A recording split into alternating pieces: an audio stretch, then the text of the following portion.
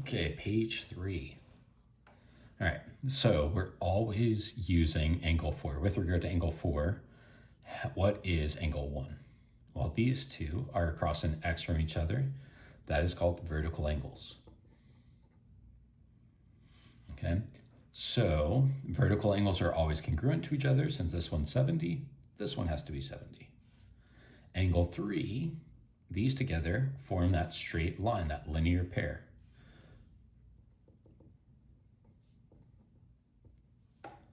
So linear pairs are supplementary to each other. So 180 minus 70 is going to give us 110. Angle 5, it's no longer at the same vertex, so we're not going to be using vertical pairs or linear pairs or vertical angles anymore. We have to use one of our transverse angle properties. So angle 4 and angle 5 are both interior angles, but they're on different sides of the transversal. So that's called alternate interior angles.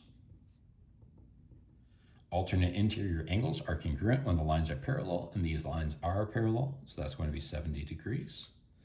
Angle 6 is still an interior angle with angle 4, but now they're on the same side. The textbook called this one consecutive interior, but I've been using the term same side interior. Same side interior angles are supplementary, so this is going to be the 110 again. And then angle 4 and angle 8, those are corresponding angles. Corresponding angles were the ones where I thought about it as copy and paste. If we copy this exact image and it lands over here, angle 4 and angle 8 land in the exact same position. So these are corresponding, and corresponding angles are congruent when the lines are parallel. So this one's also 70. Okay, number 10, these angles are both exterior angles and they're on the same side of the transversal. They're both on the right side of the transversal. So same side exterior angles. All right, so that's the theorem we're going to use. Same side exterior angles are supplementary. It starts with S, so same side is supplementary. So this is going to be a blank plus blank equals 180 problem, plus 3x minus 64 equals 180. Combining like terms, we're going to get 5x. And from 2x plus 3x, that gives us 5x. 14 minus 64, that's minus 50, equals 180. Now we're going to want to get the x term by itself, so we're going to try and cancel out that minus 50. We can cancel out minus 50 by doing plus 50. That gives us 5x equals 230. All right, now we want to get x completely by itself, so we have 5x to cancel out that 5, divide by 5.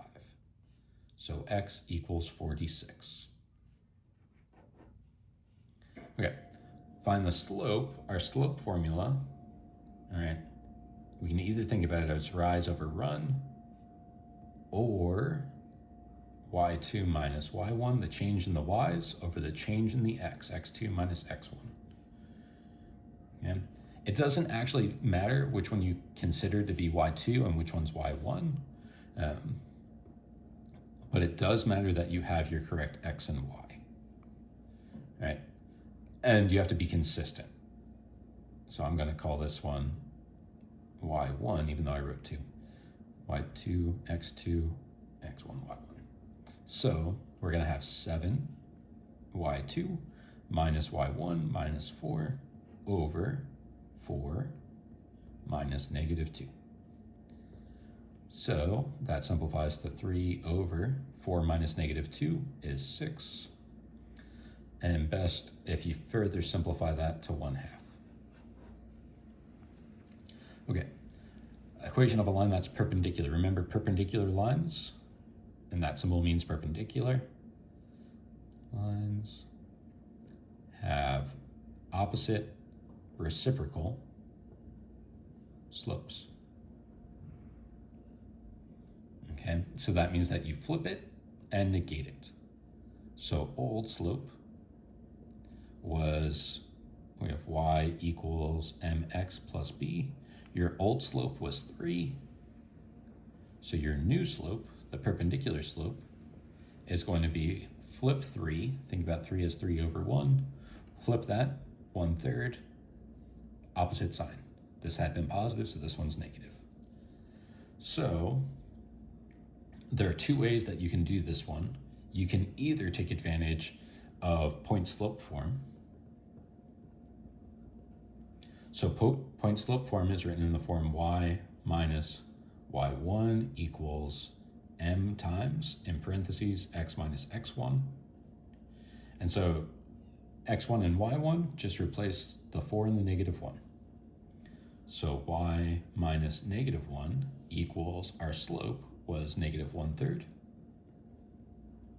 times x minus 4. And technically you're done. All that I said was to write the equation of a line. This is an equation of a line. Be a little bit better to simplify it slightly and make it y plus 1 equals -1/3 x minus 4. Okay? Or you can put it into slope-intercept form. The more familiar form for most people, that's the y equals mx plus b. Our slope was -1/3 x plus b. We have to solve for b though. In order to solve for b, easiest thing to do would be to plug in y and x. So -1 equals y next from our point that we're told it passes through. -1 times, -1 equals -1/3 times 4 plus b. And again, we're going to solve for b. I'm going to move this up here. -1 equals -1/3 times 4/3 times 4 becomes -4/3 plus b. We're going to add 4/3 to both sides. So that'll give us plus 4/3 plus 4/3. That'll give us -1 plus 4/3 is 1/3 equals b. Now we didn't want to just end at what is b. We wanted to put it into point slope form. So, slope intercept form. So we're going to say y equals -1/3 x plus 1/3.